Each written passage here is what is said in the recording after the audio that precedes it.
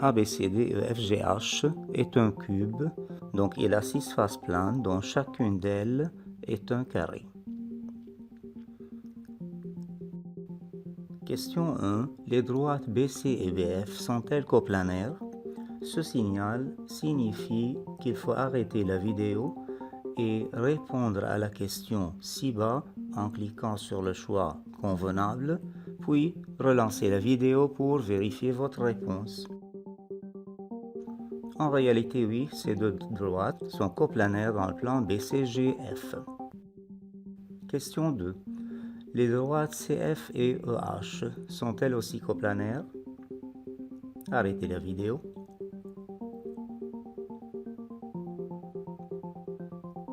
En réalité, oui, elles sont coplanaires parce qu'elles sont situées toutes les deux dans la face verte, la voici. Question 3. Les droites BF et GD sont-elles coplanaires? Arrêtez la vidéo.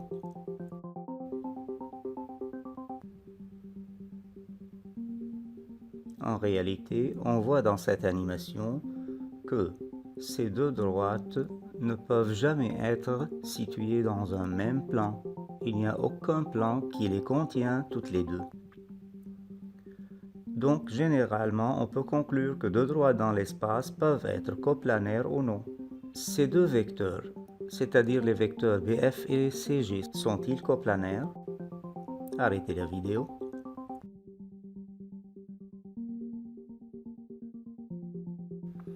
Oui, en réalité, c'est oui, parce qu'ils sont tous les deux inclus dans le plan bleu.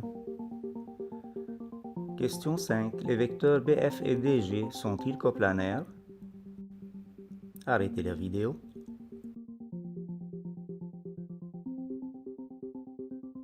En réalité, oui, parce que le vecteur BF, comme vous voyez, est égal au vecteur CG.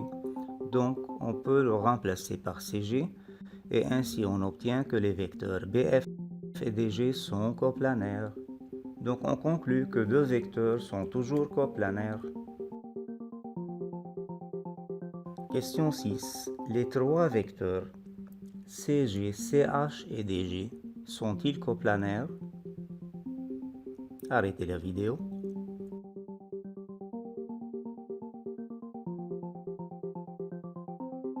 En réalité, oui, parce que ces trois vecteurs, comme vous voyez, sont inclus dans le plan jaune. Question 7. Les trois vecteurs CG, CH et CB sont-ils coplanaires? On ne doit pas oublier d'arrêter la vidéo pour répondre, puis la relancer pour vérifier.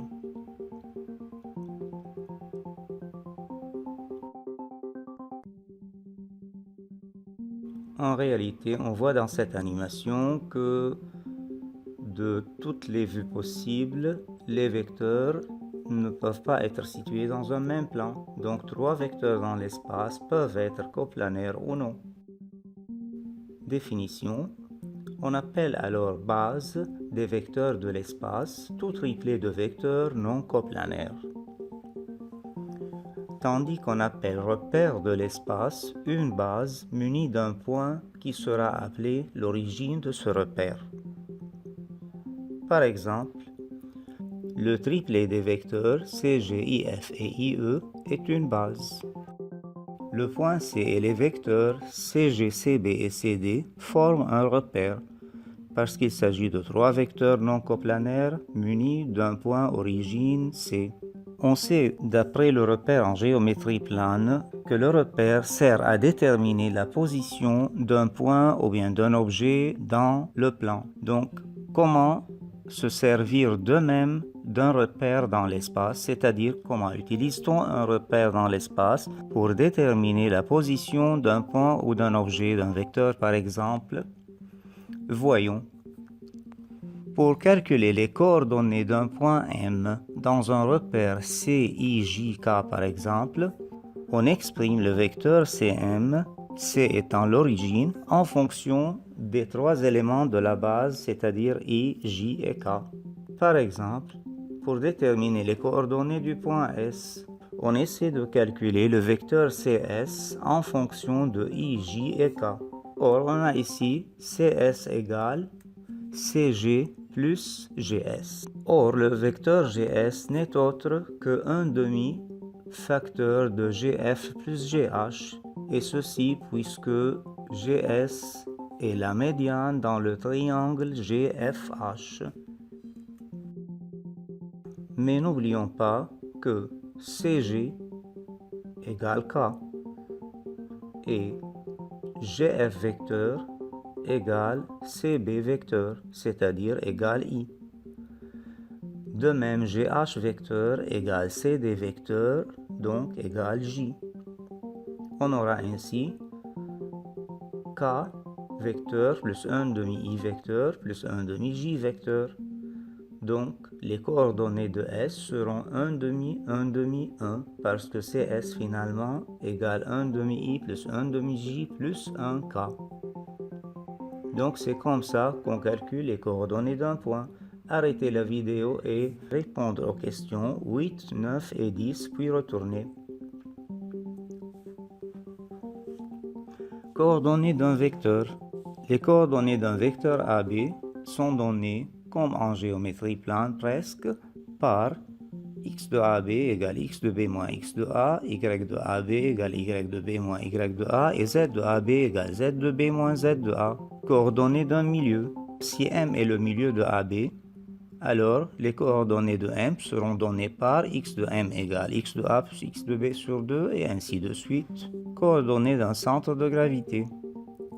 Si G est le centre de gravité d'un triangle ABC, on rappelle que le centre de gravité est le point de rencontre des médianes, alors x de G égale x de A plus x de B plus x de C sur 3, et ainsi pour y et z. Voici maintenant un point A situé dans l'espace. L'espace est reporté à un repère orthonormé, c'est-à-dire un repère de 3 axes qui sont 2 à 2 orthogonaux et dont les vecteurs unitaires IJK ont tous la même norme. C'est pourquoi on l'appelle repère orthonormé. Estimez les coordonnées du point A dans ce repère.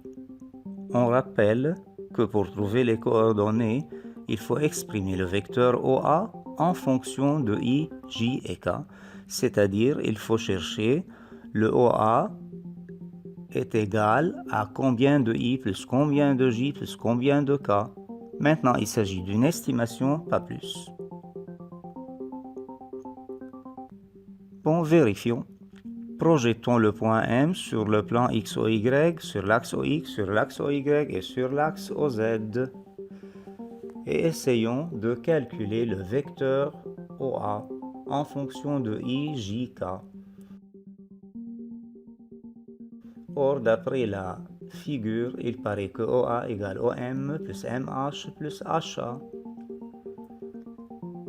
Mais notons que OM n'est autre que 8i à ce qu'il paraît. Et le vecteur MH égale le vecteur OL égale 6i. De même, le vecteur HA égale le vecteur OT égale 4K. Alors, les coordonnées de A seront 8, 6, 4. Bien sûr, ceci n'est faisable que si l'on a bien les mesures des vecteurs projetés. Définition, vecteur collinéaire.